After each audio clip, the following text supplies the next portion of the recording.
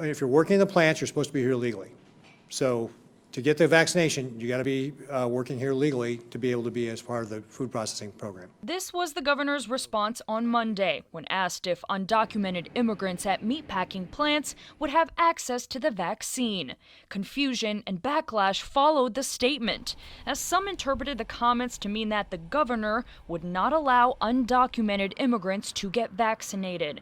U.S. Representative Alexandria Ocasio-Cortez even retweeted out a video of the governor's comments saying, "Imagine being so racist that you go out of your way to ensure that the people who prepare your food are unvaccinated." She doesn't care about Nebraska or the people in Nebraska. That was the governor Wednesday, responding to AOC and clarifying his earlier statements. We expect that there's going to be vaccines for all Nebraskans. And just like any other vaccine, your citizenship is not checked before you receive a vaccine. So just like all vaccines. But again, by matter of law, if you're working at one of these facilities, you're supposed to be legal. State health officials also clarifying. So I think the point of his statement was that in order to work in those facilities, you should be documented.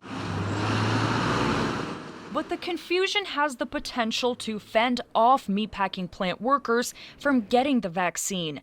The same workers who were some of the most impacted by the virus months ago. All Nebraskans, regardless of immigration status, are going to have access to a vaccine. That is, in fact, what he should have said. Meatpacking plant workers are considered essential and are in Group 1B of vaccinations after the elderly, first responders, and those in education.